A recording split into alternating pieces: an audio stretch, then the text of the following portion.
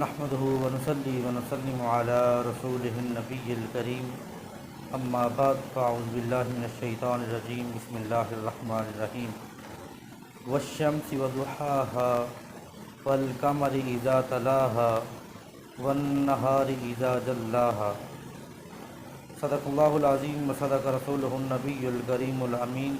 ونحن على ذلك لمن الشاهدين والشاكرين والحمد لله رب العالمين ان اللہ وملائکتہ یصلون علی النبی یا ایھا الذین آمنوا صلوا علیہ وسلموا تسلیما صلاۃ والسلام علیک یا سیدی یا رسول اللہ وعلی آلک واصحابک یا سیدی یا حبیب اللہ۔ حمد و ثنا کے بعد احباب جی وقار، میں نے آپ کے سامنے پارہ نمبر 30 سورہ الشمس کی پہلی 3 آیات تلاوت کی ہیں۔ آج ہم جس موضوع پہ گفتگو کریں گے وہ یہ ہے کہ سورج کی تخلیق میں اللہ رب العزت کی وحدانیت کے دلائل۔ رب کریم نے ارشاد فرمایا والشمس وضحاها، کہ مجھے قسم ہے سورج کی اور اس کی روشنی کی۔ اب سورج کی تخلیق پہ اگر غور کریں تو مالک کائنات نے سورج کی قسم اٹھائی اور کہا اس کی روشنی کی قسم۔ اب اگر سورج کی روشنی، خالی سورج پہ آپ غور کریں تو سورج کی تخلیق میں ہی اللہ رب العزت کی وحدانیت کے دلائل ہیں کہ مالک کائنات نے اس سورج کو پیدا کیا اور اس سورج کی تخلیق کے ساتھ پوری کائنات کو اس سورج کے ساتھ روشنی دی جاتی ہے۔ یہ روزانہ ہزاروں میل سفر طے کر کے پوری دنیا کو اپنی روشنی دیتا ہے۔ وہ ایک نقطے سے آغاز کرتا ہے اور ایک نقطے پر جا کے اس کا انجام ہو جاتا ہے اور پوری دنیا میں یہ روشنی بکھیرتا ہے، اور اس کی روشنی جب پھیل جاتی ہے تو لوگ روزی کے لیے نکلتے ہیں، اس سے برکتیں حاصل کرتے ہیں اور اس کی روشنی سے درخت اور تناور پھل دار درخت بن جاتے ہیں، اور اس کی روشنی سے ہی انسان جانور اپنے چارہ چرنے جاتے ہیں۔ تو رب کائنات نے اس کی تخلیق میں اس کے دلائل، وحدانیت کے دلائل ایسے ہیں کہ اگر اس کی تخلیق پہ غور کریں تو سورج ایک مقررہ وقت پر نکلتا ہے، کہ وہ نکلتا ہے صبح کے وقت، اور پورے سال کا ایک ٹائم ٹیبل ہے کہ وہ ایک سیکنڈ بھی آگے پیچھے نہیں ہوتا، اور جب وہ غروب ہوتا ہے تو بالکل اپنے ٹائم پہ غروب ہوتا ہے، کہ یعنی وہ ایک وقت میں نکلتا ہے اور پھر اپنے وقت میں جا کر غروب ہو جاتا ہے۔ وہ اسی رستے پہ چلتا ہے، نہ کبھی وہ دائیں ہوتا ہے نہ بائیں ہوتا ہے، جو رستہ اس کے لیے رب نے مقرر کیا ہے وہ اسی رستے پہ چلتا ہے۔ تو اگر اس کے اندر رب کی وحدانیت کے دلائل یہ ہیں کہ اگر اس کے تخلیق کرنے والے 2 یا 3 رب ہوتے تو ایک کہتا میں نے اس کو فلاں وقت پہ نکالنا ہے، ایک کہتا میں نے اسے فلاں وقت پہ نکالنا ہے، تو وہ مالک کائنات نے جب اس کا ٹائم ٹیبل مقرر کر دیا تو اس نے یہ ثابت کر دیا کہ اس کو چلانے والا بھی ایک ہی ہے، وہ اللہ وحدہ لا شریک ہے، کہ وہ یہ سورج کو نکالتا ہے۔ اور پھر رب کریم نے آگے قسم اٹھائی، فرمایا والقمر اذا تلاہا، اور مجھے چاند کی قسم، جب وہ اس کے پیچھے آ جاتا ہے تو چاند جب سورج یوں ہی غروب ہوتا ہے تو چاند طلوع ہو جاتا ہے، تو جب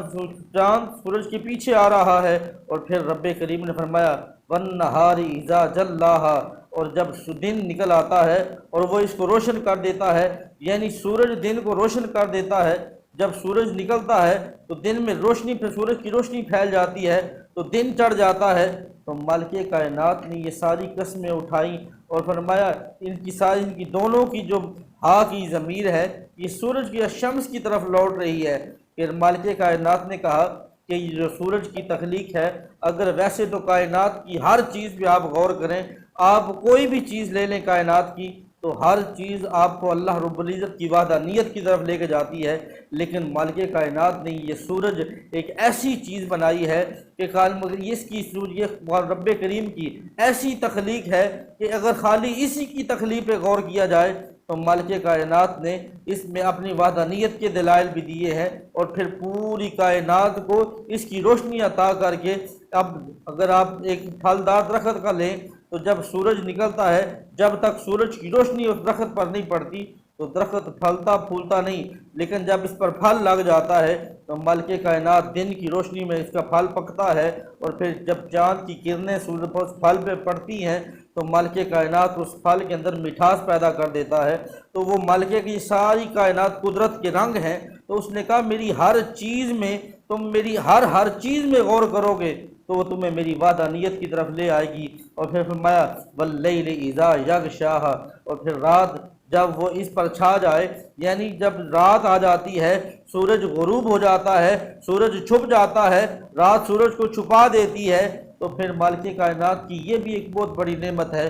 کہ اس نے رات عطا کی۔ رات سکون کے لیے ہوتی ہے، رات لوگ میں آرام کرتے ہیں، اور پھر رات میں ساری دنیا آرام کرتی ہے، جانور بھی آرام کرتے ہیں، انسان بھی آرام کرتا ہے، اور پھر جب صبح ہوتی ہے پھر سورج نکلتا ہے، سورج اپنی کرنیں بکھیرتا ہے، روشنیاں پھیل جاتی ہیں، تو انسان اور جاندار ہر چیز اپنے رزق کی تلاش میں چلی جاتی ہے، وہ اپنا رزق تلاش کرتے ہیں۔ تو مالک کائنات کی یہ کیسی تخلیق ہے کہ اس نے اپنے ہمیں ہر نعمت عطا فرمائی، لیکن یہ چاند اور سورج ایک ایسی نعمتیں ہیں کہ اگر پھر، اور مالک کائنات پھر دیکھیں، اگر سورج ایک رب کریم نے ایک مقدار میں رکھا ہے، ایک فاصلہ ہے، مقرر فاصلہ ہے جو زمین سے نہ کم ہوتا ہے نہ زیادہ ہوتا ہے، اگر یہ زیادہ ہو جائے، فاصلہ زیادہ ہو جائے تو ہمیں اس کی روشنی کا فائدہ حاصل نہیں ہوگا، ہمیں یہ روز کی جو گرمائش ہے وہ نہیں ملے گی۔ اگر یہ فاصلہ کم ہو جائے تو پھر ہر چیز اس دنیا میں سڑ جل جائے گی،